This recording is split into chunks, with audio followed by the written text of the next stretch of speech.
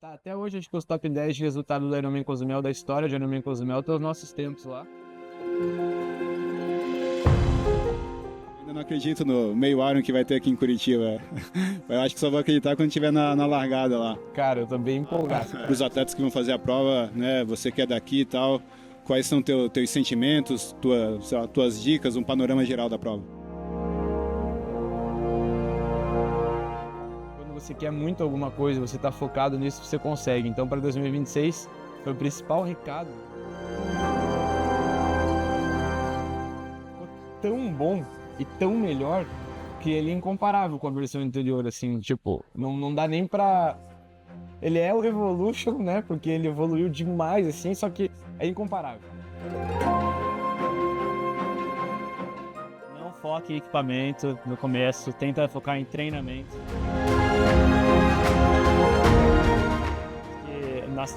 No dia anterior que eu fui, quem estava no túnel do vento era o Cameron Wurf, que ele já estava testando coisa para Kona, e na semana passada, quem estava lá era o Sam Laidlow.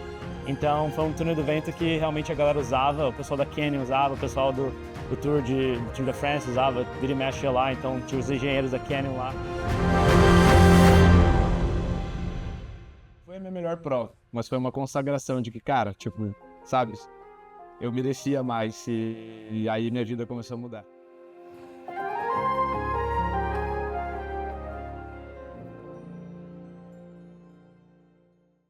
Fala galera, direto aqui do Garage 1, dois ilustres convidados aqui com a gente de longa história do triatlo, histórias incríveis e também de longa história com a 1. Estou aqui com o André Lopes, triatleta profissional, Felipe Santos, triatleta e coaching. Vamos bater um papo aqui com essa turma. Pessoal, bem-vindo aí, obrigado pela disponibilidade de vocês. André, começar com você. Uma coisa que a galera sempre tem bastante curiosidade é como é treinar em Boulder, né? A gente sabe aí que é uma cidade icônica para quem gosta do triatlon, para treino. Então, se você puder passar um pouco como é treinar em Boulder, o que você gosta de lá, coisas boas, coisas não tão boas, fala um pouquinho para nós aí. Não precisa do microfone. Não, obrigado aí por receber a gente na garagem, aqui na fábrica da 1, né? Que virou a garagem 1, tá bem legal. Cara, treinar em Boulder é bem... Treinando agora, eu tô faz 3 semanas no Brasil, e pra mim tá sendo um baita de um desafio treinar bicicleta aqui no Brasil. É uma coisa que pra mim lá em Boulder é uma coisa que é muito seguro e muito... eu sou privilegiado de morar lá por causa que as estradas são muito legais. Você consegue treinar assim 100, 200 quilômetros sem parar, né? Então aqui é uma coisa que sinto falta, que eu valorizei aqui, tendo essas 3 semanas aqui no Brasil, a estrutura para fazer o treinamento lá fora em Boulder, tirando as paisagens, né? Isso é uma coisa que é muito legal, que é um benefício bem legal de morar em Boulder, tirando a altitude, né? Que você pode ficar numa altitude de 1.500 até 3.000 metros. Então isso faz bastante diferença, e a companhia, né? De vários atletas profissionais, campeões do mundo, campeões olímpicos, campeões de 70.3, a Taylor Nibb, Podin Kona, Rudy Von Berg, né? Então, tipo, pegar o know-how desses caras é bem importante para mim. E acho que o lado negativo de morar em Boulder é ter um pouco dessa falta do calor brasileiro, sabe? De almoçar. Eu tô almoçando aqui mais 3 semanas, não almoço faz o ano inteiro. Tipo, vai um treino atrás do outro. Aqui no Brasil tem essa pausa no meio do almoço, tem aquela resenha, né? Sei lá, acho que tem um calor brasileiro é uma coisa que eu sinto falta, assim, quando eu tô lá fora em Boulder, né? Que eu não, basicamente, é treinar, comer, dormir, trabalhar, né? Fazer um pouco de outras coisas, mas é uma coisa que eu sinto bastante falta, assim, do Brasil. E você, assim, qual que é o teu principal motivador de você abrir mão de estar no Brasil, de estar com a tua família, de estar com esse calor humano que você fala? O que você acha que é o que te motiva a superar isso e ficar em Boulder? Cara, segurança, estrutura e... eu tenho objetivos bem claros na minha carreira, assim, de tentar chegar ao máximo nível de performance nessa minha jornada de triatleta profissional, né? Tô no 8º ano agora, acho que eu tenho mais uns 7 anos pela frente. E eu acredito que a estrutura, o local ali, é um sacrifício estar lá, é uma despesa bem grande estar lá também, né? Não é barato morar lá, mas é o que me possibilita para tentar alcançar os voos que eu quero alcançar na minha carreira ainda. Legal. Felipe, antes de passar para você, uma curiosidade minha. Vocês já se encontraram numa prova? Já teve um pega entre vocês em alguma competição e tal? Cara, já teve vários, não? Pô, em Cozumel, Ah, é verdade. É, verdade, Cozumel, verdade. a Foi, gente... foi uma dos meus últimos Ironmans no Pro, a gente fez Cozumel. Foi muito bom pros dois, eu acho. Foi muito É, legal mesmo. Eu lembro, foi a pós-pandemia, que a gente entrou pra largar. E daí eu olhei pro André, acho que a gente tava dentro da água, boiando antes de largar. Eu falei, cara, tem muita gente. E aí ele olhou pra mim e falou, cara, essa era pós-pandemia, 55 pessoas. Eu nunca tinha largado um full com 55 atletas. E foi ótimo, você fez 7:42, eu fiz é. 7:45, foi espetacular. Né? Foi uma prova ali que, na época, a gente fez os melhores resultados da América do Sul e Uhum. foi um Foi resultado... excelente, cara. Foi muito bom. Até hoje, acho que os top 10 de resultado do Ironman Cozumel, da história de Ironman Cozumel, estão os nossos tempos lá. Sim, E um ano depois, o Ditlev foi lá e fez tipo 7:48, tá ligado? sim, é, não, Então, foi. assim, a gente fez um baita dia. Estava num field muito forte, o que ajudou a andar rápido também, né? Sim, Mas foi muito legal. não, Acho mas que foi só, né? foi só, acho que por causa que eu não... antes de 2020 eu não vim pro Brasil, porque eu tava mais focado em competir nos Estados Unidos e o Felipe tava competindo aqui mais no Uhum. Brasil. E daí depois teve a pandemia, acabou as provas no Brasil, a gente acabou que não... Foi 2021, foi a primeira vez que eu competi no profissional, eu acho. É, foi teu primeiro full no Foi o profissional. primeiro fui no profissional e... E aí eu já tava no finalzinho da minha carreira como atleta pro. É. Filipão, queria saber um pouco de você agora, essa tua nova fase aí, assessoria bombando, base Curitiba, base São Paulo, base Rio, você treinando forte, ainda fazendo provas com bons resultados como amador. Como é que você está? Como é que tá teu dia a dia, teu planejamento? Como é que você está gerenciando tudo isso, família e tal? Conta um pouquinho para nós aí. Cara, eu tô vivendo a minha melhor fase, sem dúvida, assim. Eu vejo o André falando da disposição que ele tem hoje para se dedicar ao esporte como atleta pro e o quanto ele abre mão de muitas coisas para estar focado nisso.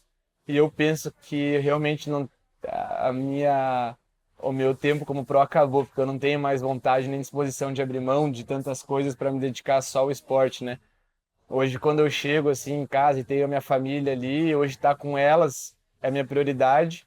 E com certeza a assessoria hoje é o que é minha fonte de renda principal, é da onde vem o nosso sustento. Então, e está crescendo muito. E com esse crescimento também eu tive um retorno muito grande, é, um retorno pessoal mesmo, assim, de consagração pessoal, que acho que quem empreende no Brasil começa a ter quando você começa a crescer e dar certo, né? Você começa não que fique mais fácil, até os problemas eles aumentam, mas pelo menos você vê que o caminho que você está traçando é um caminho certo. Então, isso me motiva muito, ver que a assessoria está crescendo, a gente tem cada vez mais colaboradores, os pontos estão cada vez maiores. Cada pedido que eu faço na de camiseta aumenta mais e mais e mais e mais. Então, pô, agora a gente está saindo 1.000 camisetas. Eu não imaginei que em tão pouco tempo eu fosse pedir 1.000 camisetas para a gente fazer aqui para assessoria. Então, isso me motiva muito. E, cara, treinar hoje 20 horas na semana, com a rotina que eu tenho, assim, ela encaixa bem para mim. Não é algo que me demanda excessivamente e não é algo que tira o meu foco do trabalho, por exemplo. Eu consigo deixar minha manhã hoje exclusiva para treino e a partir da hora do almoço, 1 da tarde, até a noite, eu fico dedicado exclusivamente a reuniões com os alunos de assessorias, marcas, desenvolvimento de conteúdo e essas coisas. Então, a minha agenda hoje está bem dividida. Legal. André, a gente já está caminhando aí para o final da temporada, né? Vocês ainda, né? O Felipe também vai largar Aracaju, tem uma última prova aí. Mas eu queria que você fizesse um resumo, né? Você competiu todos os 70.3 do Brasil e mais o full, né? Quase todos, só São Paulo que não. Só São Paulo que não. Como é que foi esse ano para você? E também compartilhar um pouco com a gente como é todo esse planejamento, porque é todo um planejamento de logística para fazer os ciclos do treino, viajar, competir, aí termina a competição, já vem um próximo e tal. Então, se você puder compartilhar um pouco como é que você gerencia tudo isso, seria legal. Então, foi um ano bem novo para mim, porque eu comecei a me treinar no começo do ano. Então, foi uma experiência nova que eu comecei a ter, né? Então, eu que planejei os blocos de treinamento, as provas que eu ia focar e tive um macro... Eu dividi o ano em 2 partes, né? Até o Ironman Brasil, que era a prova-alvo do primeiro semestre, e daí sim o Mundial de Ironman no segundo semestre. Então, são 2 blocos de treinamento. Então, eu comecei o ano com... E também tivemos as voltas dos atletas profissionais no Brasil, né? Que foi um trabalho que eu estava fazendo junto com o Reinaldo, com o Thiago Vinhal, nos bastidores do ano passado, para tentar voltar essas provas no Brasil. Então, para isso, uma coisa que mudou muito na temporada, né? Eu não vinha uma vez para o Brasil ou 2 no ano. E acabou que com todas as provas do circuito eu tive mais oportunidade de vir, né? Mas com isso gera mais gastos para ir para o Brasil, uma viagem mais longa, Estados Unidos, né? Estando lá, para mim vir competir numa prova não é pegar um voo de São Paulo para Brasília, eu tenho que pegar um voo de Boulder para São Paulo, de São Paulo para Brasília, então acaba ficando um pouco mais delicada a situação, né? Mas como eu tive parte dos envolvimentos da volta dos triatletas profissionais do Brasil, eu comecei a temporada com Brasília, né? Que foi a inauguração desse movimento de 5 anos que vai durar agora do instrutor João fornecendo a premiação para os atletas profissionais brasileiros e da América do Sul, né? Que mudou o cenário total aqui na América do Sul. E Brasília ficou em 6º lugar, foi uma prova que eu estava começando a temporada. E daí, logo depois, eu competi em St. George, no Campeonato Norte-Americano, que eu acho que eu fui 15º ou 16º, num Campeonato Norte-Americano 70.3. E logo depois eu fui 4º lugar no Ironman Brasil. Foi meu recorde de prova lá, 7 horas e 51, acho. Foi 12 minutos mais alto que eu tinha feito em 2023, então eu corri melhor, eu nadei melhor, nadei na frente, pedalei melhor e corri melhor. E eu acabei pegando a vaga para o Mundial de Nice, que era o segundo objetivo do semestre, do meu semestre, né? Eu tive uma pausa ali, no meio do ano, ali em junho, e daí eu comecei a construir até o Mundial de Ironman de Nice, né? E com isso teve uma prova em Boise, nos Estados Unidos, que eu fui 7º, acho. E daí depois eu fiz depois do Rio, que foi uma prova muito legal. Primeira vez que eu competi no Rio. Foi uma disputa ali, tava em segunda a quarta, eu com o Reinaldo, com o Toji, teve um sprint final ali. Acabei perdendo, fui 4º naquela prova, mas foi uma prova que eu aprendi bastante. E logo depois eu tive um training camp em Boulder que eu estava organizando junto com o André Sanches também, que é atleta da 1. Foi um projeto ali que eu comecei a fazer e caiu um pouco antes, numa data não tão boa assim antes do Mundial de Nice, mas a gente fez acontecer. E daí foi no Mundial de Nice que eu não tive a prova que eu esperava, mas fui picado por uma água-viva gigantesca no meu braço, assim, eu me senti muito fraco na bike, mas assim, eu terminei a prova, fui 39º no Mundial de Nice, então foi meu 4º Mundial consecutivo, sempre ali entre o meu melhor foi 22º e o meu pior foi 39º, então sempre ali em top 20, top 40 no Mundial de Ironman, que é uma coisa bem legal para mim. Meu objetivo é tentar quebrar o top 10 algum ano, mas estamos ainda, acho que, aprendendo com os meus erros, sendo exposto a esses fios mundiais, né? O Felipe estava agora em Marbella, o nível, eu estava conversando com ele, o nível está cada vez mais alto, está ficando cada vez mais difícil, está ficando cada vez mais profissional o esporte, mais dinheiro envolvido, então vários detalhes. E agora eu voltei, eu fui 4º no Campeonato Latino-Americano em Florianópolis, que teve 2-3 semanas atrás, e vou fechar a temporada com o Aracaju, né? Então, essas provas de 3 eu tento, não era o foco principal da temporada, mas a ideia era fazer elas com preparação para os fulls, mas eu tô com uma fome aí de tentar ganhar um 3 aqui no Brasil, né? Então, quem sabe sai em Aracaju, senão ano que vem com certeza. Estamos na torcida aqui. Vai ganhar Aracaju. Filipão, não sei se você tá que nem eu, mas eu ainda não acredito no meio Iron que vai ter aqui em Curitiba. Eu acho que só vou acreditar quando estiver na largada lá. Cara, eu tô bem empolgado. Cara. Então, eu queria saber um pouco de você. Primeiro essa euforia e depois você já deve ter dado uma olhada na parte técnica da prova e tal. Se você pudesse falar para os atletas que vão fazer a prova, né? Você que é daqui e tal, quais são teus sentimentos, tuas dicas, um panorama geral da prova? Cara, tô muito empolgado. Primeiro que talvez não tenha atleta profissional, o que para mim é muito bom, porque daí eu tô em casa como atleta amador, um dos favoritos a break the tape, né? A pegar a faixa na mão na linha de chegada. Se tiver atleta profissional vai ser muito bom também, a prova não vai deixar de ser em casa, a torcida vai ser imensa. E por outro lado, tem muito aluno inscrito, né, cara? A gente estava com 55 alunos inscritos e não para de entrar gente, está cada vez aumentando. Não sei com quantos alunos eu vou chegar inscritos ano que vem, então isso é um projeto muito legal que a gente vai trazer todos os professores da EFS para cá. Então os 13 professores vêm trabalhar aqui, a gente vai montar 3 tendas da assessoria, vai ter uma estrutura imensa para os nossos alunos, tanto de logística, de van, que a EFS mesmo vai oferecer, para quem está fazendo a prova e para quem tá só assistindo, quanto torcida especial mesmo para todo mundo que está ali. Então isso está me motivando demais, saber que vai ter esse Ironman em casa. Em termos de percurso, acho que vai ser o percurso, eu como gosto de um ciclismo, porque assim, hoje a dinâmica de prova no amador, às vezes ela tem muita gente no percurso. e o pedal ele acaba sendo um pouco ofuscado pelos pelotões. Aqui em Curitiba, pelo menos, é um percurso que vai quebrar isso, né? 1.100 metros, 1.200 metros de altimetria, já não vai ter tanta questão do vácuo, um percurso mais técnico. Não é perigoso, então você sai lá de... eu não sei exatamente onde é a rua que é a largada, mas eu sei onde é. Então você vai lá por Araucária, pedalando, é onde tem umas quadras de basquete abandonadas assim, a gente vai nadar lá. A saída, o asfalto não é tão bom, talvez eles possam até reasfaltar no que vem, é a parte um pouquinho mais técnica, a hora que sai de lá. Sobe, desce, algumas curvas, mas também longe de ter um perigo, assim, sabe? Alguma coisa seja perigosa, de você ter... alguém tenha medo de ir lá fazer. Não. Depois a gente entra em sentido Campo Largo, que é a nossa BR aqui, que apesar de ser sobe e desce, é linha reta, né? Então, assim, você não vai ter no final de uma descida alguma curva. Você mal vai precisar sair do clipe ali para descer e subir, é bem enrolado. E aí serão 2 voltas ali na BR, que, cara, eu já sonho com isso. Com a BR fechada, clipado, capacete, roda fechada e poder andar ali em Campo Largo. E aí o ponto alto da prova é corrida no Parque Barigui, que pelo que eu vi no mapa, sai 1 hora do parque, pega a rua lateral, aí tem um pouco de subida e descida naquela ruazinha lateral do parque, volta por ali. Mas assim, se a gente estiver falando de 60 metros de altimetria, aí é muito que vai dar na corrida. Então, a corrida praticamente plana. E eu imagino a torcida lá, eu fico pensando em todo mundo que me conhece aqui, toda a minha família que já não me vê competir há muito tempo.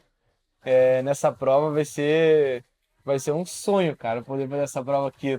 Não imaginei que eu fosse ficar tão empolgado, mas a hora que abriu a inscrição e todo mundo começou a fazer, e todo mundo começa a me encontrar e perguntar se eu vou fazer, se eu vou estar lá, se eu vou ganhar, todo mundo já fala, você tem que ganhar, você vai ganhar, tem que ganhar pra nós.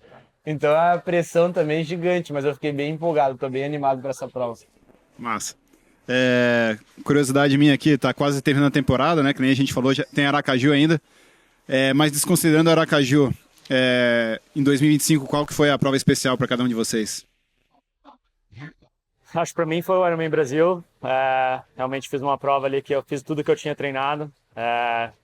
Fiquei bem perto do pódio ali, 1 minuto ali, a prova inteira buscando ali, tentando pegar o terceiro colocado, mas competi em Floripa, geralmente, foi onde eu fiz o meu primeiro Iron, uma das primeiras provas de triatlon ali, foi onde eu comecei o triatlon ali em Jurerê, quando estava cursando faculdade de engenharia ali na UFSC ainda, na Federal de Florianópolis, então competir lá é sempre muito especial para mim e sempre me dá, assim, forças extras que eu não tenho, que eu tenho para tentar chegar à linha de chegada o mais rápido possível. Pra mim, cara, tem 2 provas que marcam muito, né? Uma que foi CS Caiobá, que eu largo o amador olímpico ali, com aquela torcida gigante, eu fui bicampeão esse ano. Então a torcida foi muito legal, foi bem legal mesmo. E a outra foi Punta del Este, que eu fui campeão do Ironman Punta del Este. E tinha um atleta pro como participante convidado, né, que era o Scarabino. E voltar a andar com um cara assim, perto, sabe? Faz a natação junto, faz uma parte do pedal junto. Consegui correr a meia, os 21 no relógio, deu 1,16, no tracker deu 1,17, uma corrida boa de novo. Pô, isso me motivou muito, assim, e realmente foi um começo de ano incrível para mim, e eu gostaria de ter fechado o ano com o Campeonato Mundial em Marbella, infelizmente não consegui fazer, mas tenho certeza que Aracaju eu vou conseguir ganhar, eu tô bem preparado, tô me sentindo bem, tô saudável, que é o que mais importa, e por estar saudável e estar bem preparado, eu já quero entrar no ciclo do Ironman Curitiba aí, sem parar de treinar, e não tô afim nem de descansar mais, porque eu já descansei 10 dias de cama, não quero mais ficar parado de jeito nenhum. Legal. Filipão, falando um pouco agora de conexão de vocês com a 1. Não sei se a turma sabe, né, mas o Felipe está desde o primeiro ano da empresa, como atleta da empresa. A gente teve ali alguns hiatos nessa história, mas eu acho que você deve estar mais de 10 anos junto com a gente de alguma forma, né? E queria escutar de você, cara, o teu sentimento e conexão, você que viu a trajetória da marca e a gente viu a tua trajetória também, então é muito legal essa troca. Queria escutar um pouco de você, o que você enxerga nessa conexão com a marca. Cara, eu tô aqui desde o primeiro protótipo, né? Quando a 1 lançou um protótipo de macaquinho, a gente recebeu para nadar e testar ele ali na escola de natação que a gente fazia. Ele tinha umas linhas prateadas, depois veio com uma linha branca, ele era azul marinho, assim. Então foi bem legal receber esse protótipo. Nunca ia imaginar o tamanho que chegou. Lembro do primeiro escritório da 1 também. Era uma salinha com uma mesa, todos os sócios trabalhando na mesma mesa. E uma máquina de silk na mesa atrás, só silcava o tecido com as logos da galera, assim. E ver o tamanho que tomou, o tamanho que tá e lembrar de como começou, eu tenho muito orgulho por ser de Curitiba, muito orgulho porque todos os sócios são meus amigos pessoais, então acho que quando a gente vê um amigo prosperar é muito legal, como é no meu meio ainda diretamente envolvido comigo, me deixa mais feliz ainda, e eu fico muito feliz quando eu faço alguma viagem e eu vejo fora do país, né? Alguém usando um brasileiro lá, os uniformes lá, eu penso, falo, cara, alguém chegou aqui. E isso me dá uma sensação muito legal como empreendedor também, de exemplo, assim, cara, a FS pode ser maior, a FS pode ter algum coach fora, eu posso chegar lá, os meninos chegaram, eu também posso chegar. Então, além de ter um orgulho muito grande, me inspira como empresa também, porque eu vi tudo, não foi fácil. Quem acha que foi fácil, não foi fácil. Muita coisa que os meninos tiveram que lutar, muita coisa que deu errado, muita coisa que deu muito certo. Então não foi fácil e ver o tamanho da fábrica hoje, quem vem para cá acho que se surpreende, né? Quem não conhece vem para cá, é muito legal. Eu sinto muito orgulho de estar aqui. Legal. André, você é mais recente, mas nós já estamos com uma trajetória de alguns anos já também. Conta para nós aí como foi esse começo na tua visão e o sentimento que você tem.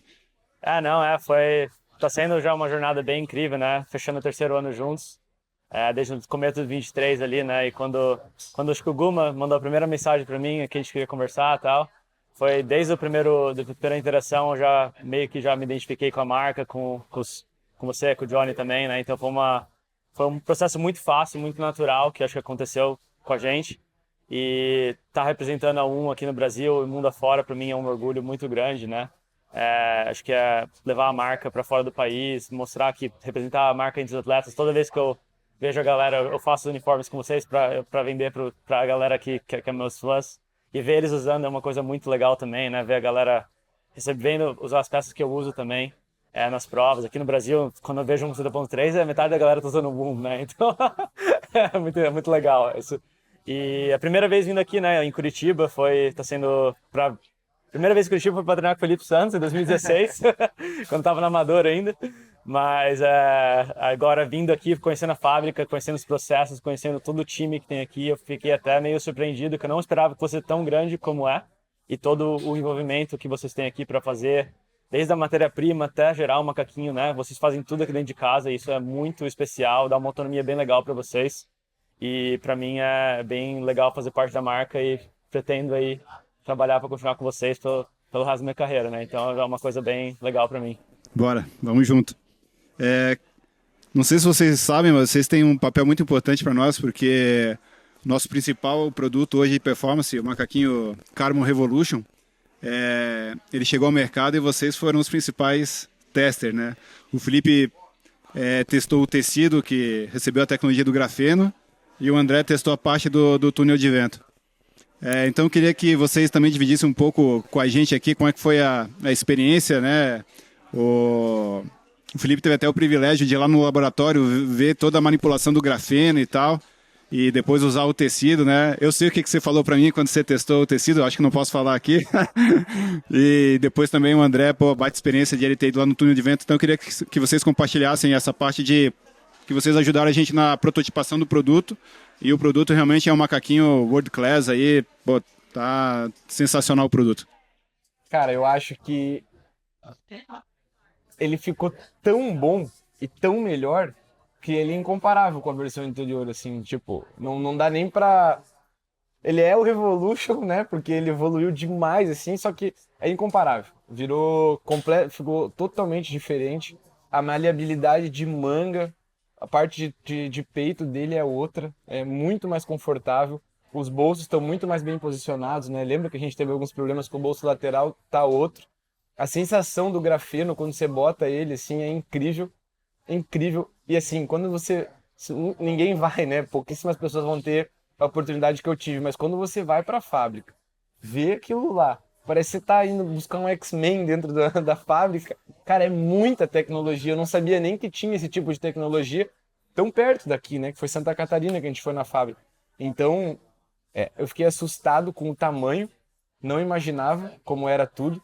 Não imaginava a qualidade do tecido que vinha. Não sabia que a gente conseguiria desenvolver aqui. Foi mesmo impressionante. E toda vez que eu faço os meus alunos hoje provarem o Revolution, e eles já vinham usando os macaquinhos antigos, eles falam, cara, é outro patamar, outro nível de uniforme, não tem como comparar, tá em outro nível de costura, de tecido, a respirabilidade do produto é muito melhor, ele veste muito melhor também a parte de baixo, o forro para mim também tá em outro patamar, além de estar mais aerodinâmico, que o André testou ele no túnel de vento, para mim assim foi um nível de mercado que vocês deram, estão um passo acima, óbvio, e quem não provou, tá com o modelo anterior ainda na mente, cara, pode esquecer, é outra coisa. É muito melhor, é incomparável, assim. Se você pegar na mão, você já vai sentir a diferença de um para outro. Então foi incrível poder testar tudo aquilo, foi irado. 24 horas de gravação, foi muito massa. Foi irado também irado. a gravação. Foi massa, ficou bom o vídeo. O macaquinho triatlo, o Carbo Revolution, para quem não sabe, ele é o único macaquinho triatlo brasileiro que foi testado em túnel do vento, e, né, isso teve a participação aqui do André. E André, isso para nós é algo... Foi novo para você também, né? Que foi a primeira vez que você foi para um túnel de vento. Você não foi só testar o macaquinho, você foi testar outras coisas também. Mas acho que esse é um assunto que os triatletas têm bastante curiosidade e tal. E como não é uma coisa usual, não é algo que a gente encontra no Brasil. Então, se você puder falar um pouquinho de como foi a experiência e toda a questão de coeficiente de aerodinâmica e tal, que você acha que também você aprendeu lá. E assim, sendo bem sincero e transparente entre nós, existia uma dúvida nossa e também uma dúvida sua em relação à aerodinâmica do produto, né? Então foi legal ir lá e certificar que a gente estava no caminho certo e conseguiu fazer um produto aerodinâmico. Sim, com certeza. Quando o Guma me mandou o protótipo para mim lá na Alemanha, que eu estava indo competir no Ironman de Frankfurt, né? Eu já queria largar com ele, na verdade. Pode falar comigo, vai? Então, foi bem legal já receber o produto na Alemanha e já tinha planejado a ida para o túnel do evento, depois competir no Ironman de Frankfurt lá, né? Então, cara, foi uma experiência muito legal, por causa que no dia anterior que eu fui, quem estava no túnel do evento era o Cameron Wurf, que ele já estava testando coisa para Kona, e na semana passada, quem estava lá era o Sam Lalo. Então, foi um túnel do evento que realmente a galera usava, o pessoal da Canyon usava, o pessoal do Tour de France usava, vira e mexe lá, então tinha os engenheiros da Canyon lá que faziam todo o teste, o protocolo. E foi assim, a minha primeira experiência, mas eu estava bem assim equipado com a galera lá me ajudando. E foi uma coisa assim que eu peguei quando assinei com a 1 em 2023, acho que nem era o Carbon Storm ainda, né? Era o outro Carbon. Daí virou o Carbon Storm, eu já achei que, pô, já melhorou bastante. Quando virou o Revolution, eu falei, caramba, ficou muito legal. E daí foi legal porque, assim, para quem conhece o processo de túnel do vento, né, você vai lá e você pega o seu baseline, que é basicamente você testa o seu equipamento antigo, a posição que você tá, e daí você vai adicionando as coisas novas, né? Então, eu fui lá e comecei a testar a posição que eu tava, que eu tinha acabado de competir no Ironman de Frankfurt, na Alemanha. Eu testei o macaquinho Carbon Storm, com o capacete antigo que eu tava, sem pernito, com a posição antiga. Daí, beleza, a gente foi lá e tentou primeiro otimizar minha posição na bike, né? Com o macaquinho sem mudar nada, só a posição. Daí a gente fez uns ajustes finos ali para tentar salvar alguns watts só na posição. Daí já elimina isso para não mexer mais na posição. Daí depois de mudar a posição para ver quando você salva, você vai lá a cada iteração, acho que eu fiz umas 30 iterações e ela dura 5 minutos cada iteração. Vocês fazem a conta aí, eu fiquei quase 7 horas no túnel do vento, e é um vento gelado que vem na sua cara, assim, é uma experiência assim, parece estar na turbina de um avião, basicamente, né? Então, cara, tipo, então você tem que fazer cada iteração, você vai testando 5 minutos na potência de... você tem que fazer uma zona 2 alta ali, então não é só girar ali também, né? Então foi uma tarde bem cansativa, mas testei a posição, daí depois testei os capacetes, né? Quando eu testando o capacete da Rudy Project também, que é o capacete antigo com o novo, daí testamos outros concorrentes, e daí chegamos na parte final, que era o macaquinho, né? Vou ser bem sincero, eu testei os macaquinhos lá para comparar com o da 1 antigo. Eu testei o da Castelli, da Ryzen, acho que foi um outro lá, mas o Carbon Storm, ele já estava num... Eu até fiquei surpreso que o Carbon Storm ele não estava num patamar tão inferior que o Ryzen e o Castelli. Mas quando a gente colocou assim o Carbon Revolution, até o cara lá do túnel evento, nossa, eu nunca tinha visto uma coisa assim tão diferente, sabe? Ele falou, será que vai ser rápido mesmo? As mangas, tá meio... Mas vamos testar aqui, né? Quando a gente testou o macaquinho Carbon Revolution, acabou sendo o mais rápido do dia. Testou mais rápido que o Carbon Storm, acho que por 3 ou 4 watts. e testou mais rápido que os concorrentes lá europeus. Então foi uma coisa para mim que foi uma validação que o produto da Um tá competitivo mundialmente. Por causa que está falando de marcas que os caras do Tour de France usam, que os alemães usam. O Ian Frodeno, na época eu estava usando, é o fundador da Ryzen, né? Então foi uma coisa que para mim, e até o cara dos anos 90, nossa, ele até começou já a pegar, deixa eu ver esse negócio mais de perto aqui. Então foi uma coisa bem legal, assim, passar por esse processo. E foi uma experiência muito legal, que eu aprendi muito e levei várias coisas para... E para mim foi muito legal validar, né, o produto algum, né? Porque muita gente, será que esse é um produto mais rápido para você, André? Será que não vai... Testa um internacional, será que você vai mais rápido? Eu falei, não, cara, tipo, foi uma coisa que foi bem legal, assim, de comprovar e passar esse feedback para vocês e para o público brasileiro, né? Que às vezes o cara quer comprar um negócio lá fora que acha que vai ser melhor, mas não, o produto que está aqui está muito competitivo, se não até mais competitivo com uma coisa lá de fora, né? Então, foi bem legal, né? Foi uma experiência muito legal, que a gente trocou ideia lá. Logo que eu saí dos 90, tava com um sorrisão na cara, assim, tipo, no meio da autobahn na Alemanha lá, tava conversando com o Fred, com o Johnny, com o Gu. Então foi uma experiência muito legal e pretendo fazer mais testes no futuro, né? Não, é muito importante essa para a gente continuar evoluindo, então quanto mais possibilidades a gente tiver de testar e auferir o produto, melhor para todo mundo. Filipão, queria saber agora, na tua visão como coach, dono de assessoria e também atleta, o triatlon está numa hype aí. Queria saber o teu sentimento de essa mudança do perfil do triatleta que está entrando agora. É diferente? Não é? O que você está sentindo do mercado, do perfil e também projetando algo para o futuro? Cara, o triatlon mudou muito, o público mudou completamente. Acho que você sente isso também, né? Trabalhando aqui com a roupa, com a vestimenta. E eu, como treinador, trabalhando diretamente com o público, sinto ainda mais, né?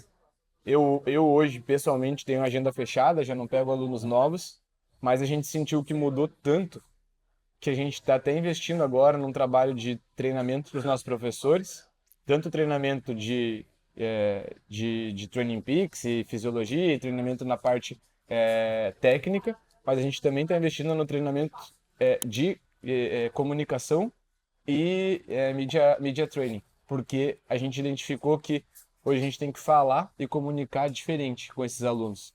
A gente começou a receber, primeiro, uma gama de alunos com poder aquisitivo muito alto, né? Então isso também a gente precisa aprender a lidar com esse tipo de pessoa.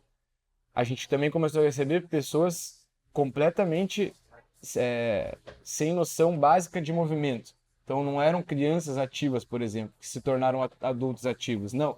Hoje a gente começa a pegar e tem que ensinar do zero. Então a gente precisa ter uma atenção muito grande. Então qual que é o principal cuidado hoje como treinador e como assessoria?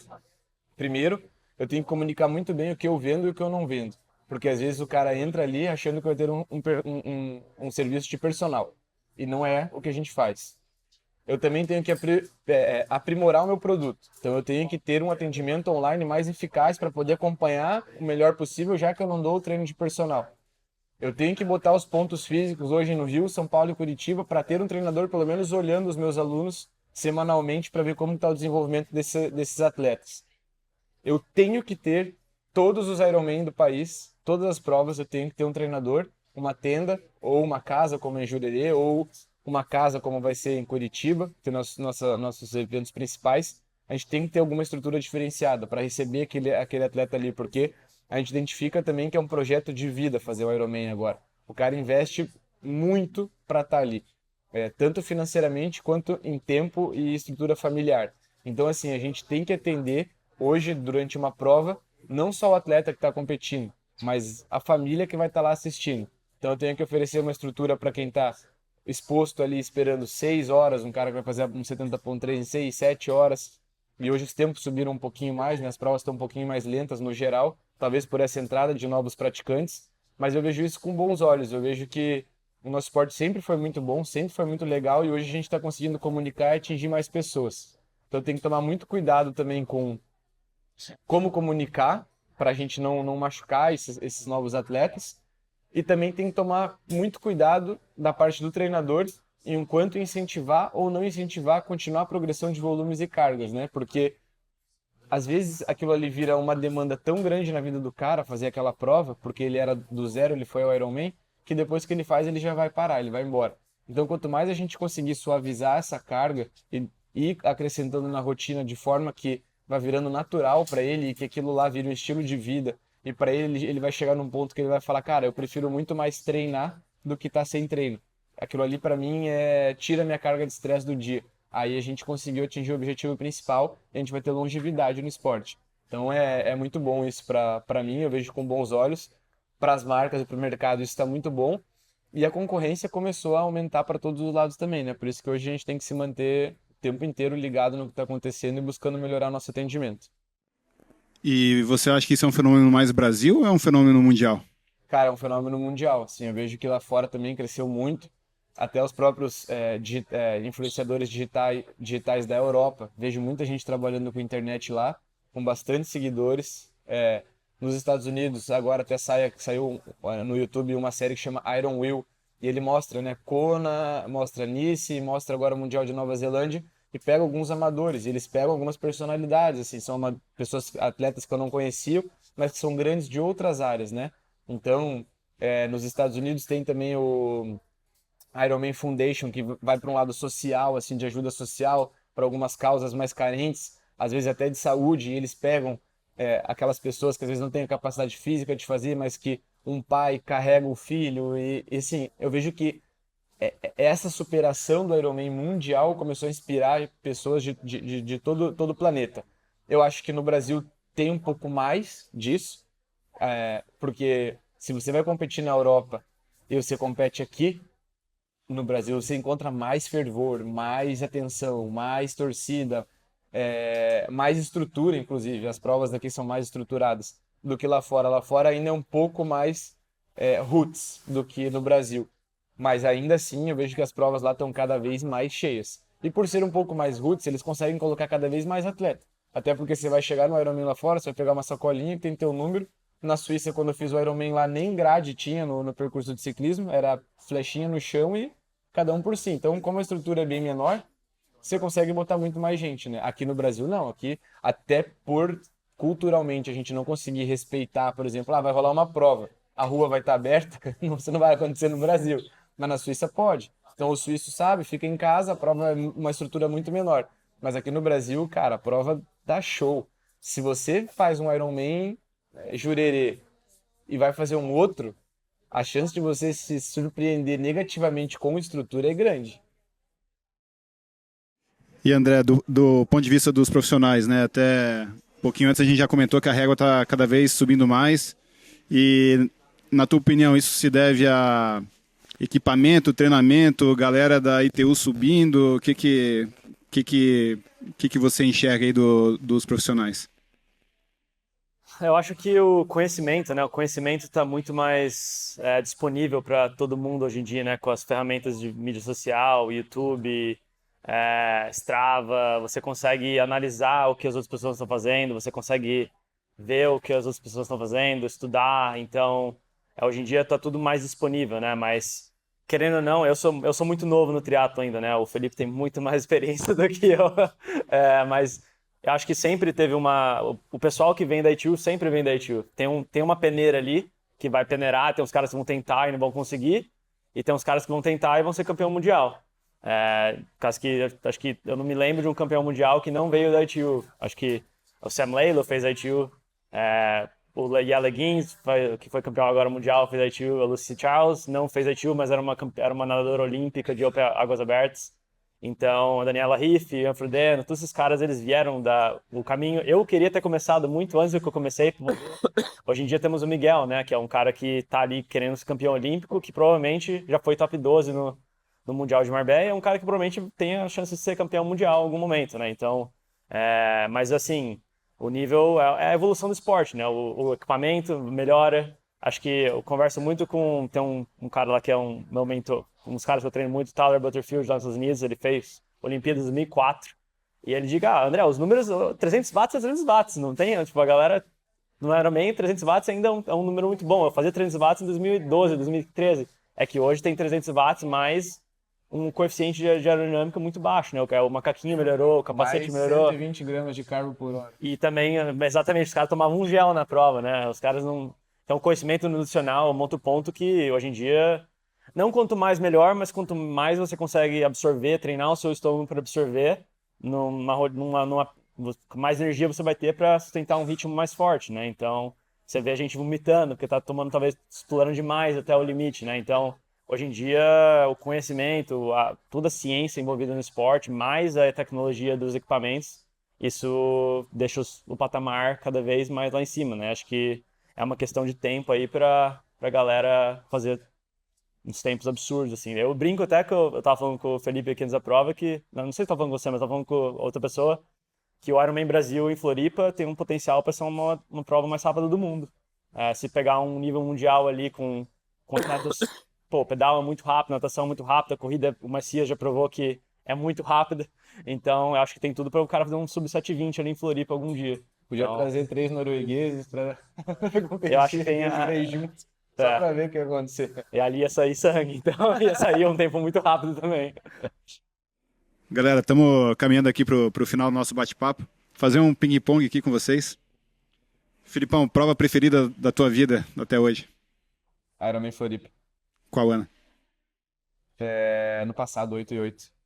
Que eu consegui alcançar os atletas profissionais e largando 15 minutos atrás, mais, não me lembro quanto que a gente larga atrás, e cruzei a linha de chegada como segundo geral e campeão amador. Isso pra mim foi...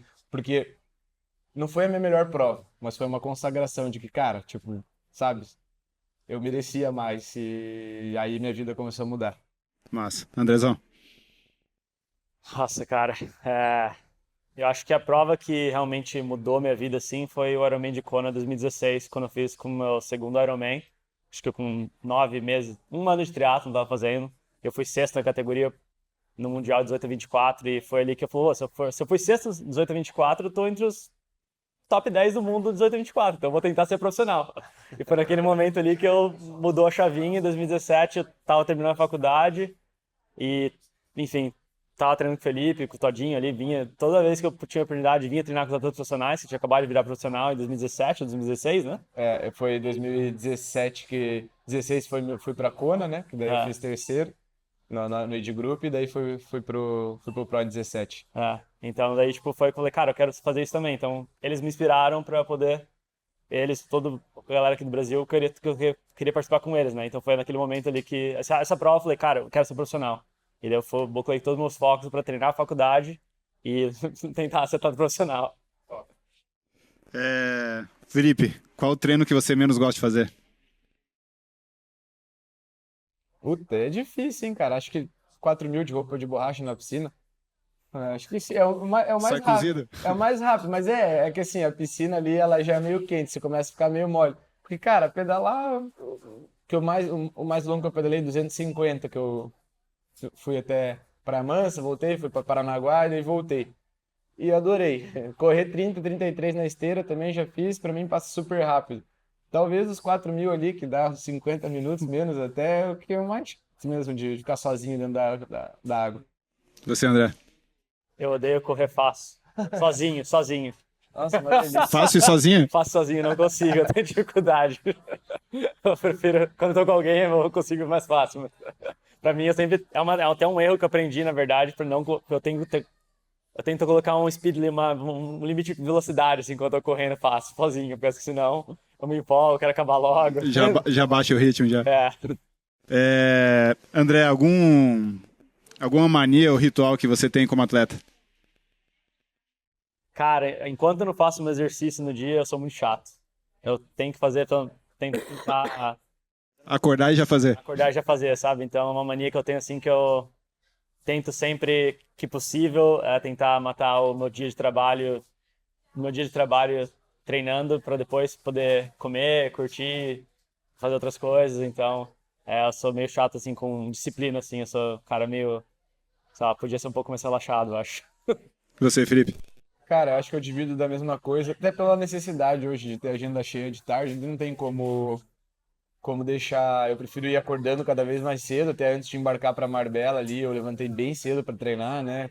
4h40 estava na piscina já, que eu faço questão de treinar antes de viajar, quando eu posso, né? Se o voo não é 6 da manhã. Então eu prefiro também já acordar, fazer meus treinos e deixar o resto do dia para trabalhar, para fazer as reuniões, porque eu acho que eu consigo render bem mais também. Produto da preferido, Felipe? Pô, agora é fácil, né? Agora é o Revolution disparado, não tem não tem pra outro, agora acabou. Se bem que, cara, uma coisa que ficou muito bom são os bonés novos, ficaram muito bons. Boa. Você, André? Ah, sim, o meu preferido é o Revolution também, mas eu gosto muito da linha de ciclismo também, eu me sinto muito bem treinando elas. Eu até peço, eu gosto tanto do Revolution que eu pedi pro Guma fazer o forro do meu, do meu Bretéria com o forro do Revolution. Pessoal, finalizando assim, queria que vocês passassem aí um sentimento, uma mensagem aí para 2026. O que vocês estão sentindo? O que vocês esperam do ano de 2026? Filipão, você como atleta, como coach aí, fala um pouco para nós qual que é a tua expectativa em relação ao ano que vem. Cara, eu espero que 2026 vai ser um ano incrível. O Ironman lançando mais uma etapa, nosso esporte crescendo cada vez mais, novas oportunidades aparecendo, os trabalhos estão aumentando. Eu vejo que o triatlon está se mostrando uma oportunidade de mudança de vida para muita gente. Hoje, como treinador, eu recebo às vezes histórias inacreditáveis assim que me comovem muito. Conheço seres humanos incríveis, passo por situações dificílimas, porque eu vejo a rotina de cada atleta meu, eu vejo o quanto sofre cada atleta meu para estar ali, para fazer tudo o que eles têm para fazer. E isso me ensina muito, assim, que quando você é muito determinado com o que você quer e que você tem aquele compromisso com você, cara, independente da rotina puxada que você tenha, ou independente da tua condição financeira, que isso é um empecilho real no triatlon, mas que hoje em dia eu vejo meus alunos dando um jeito de superar para estar ali, para realizar o sonho deles.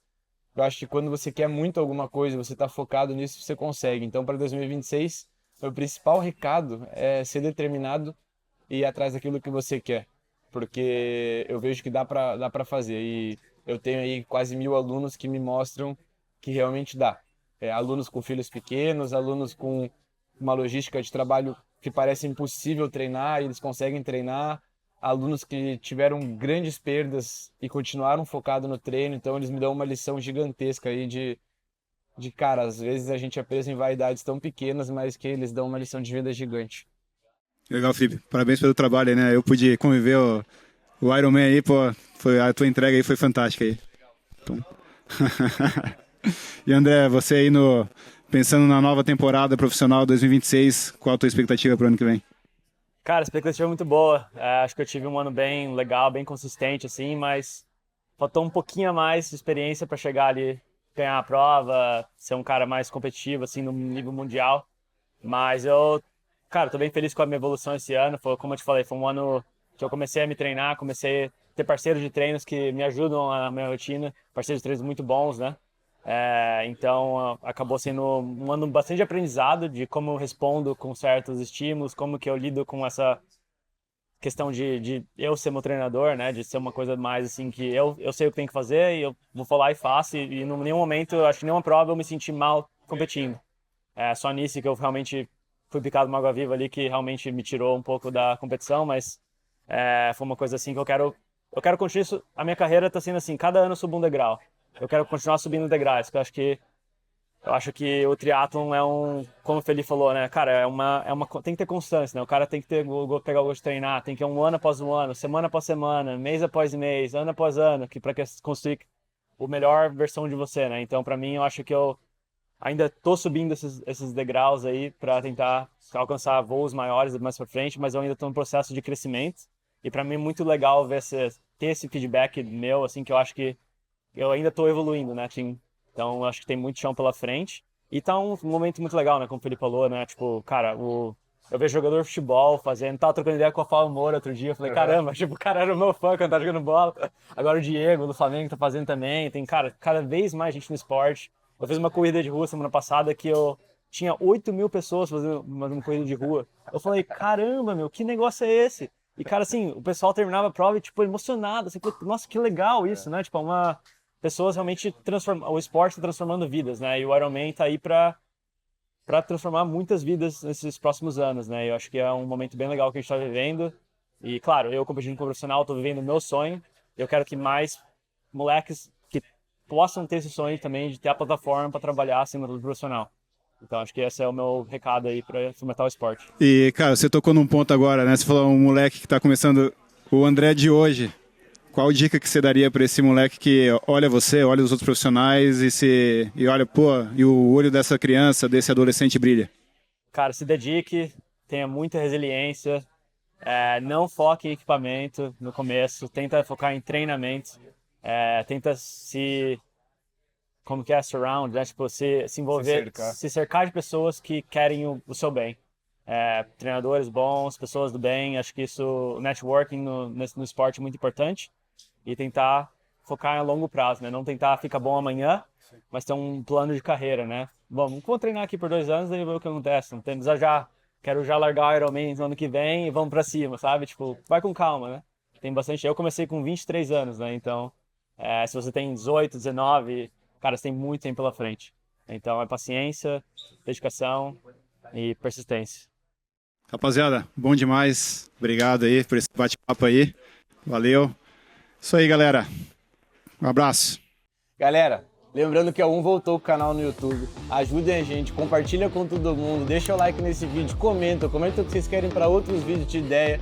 Pode encher aqui a DM do Fredão, que ele tá adorando essa vida de influenciador digital. A gente conta com a ajuda de vocês pro canal bombar e pra gente difundir mais o triatlo, beleza?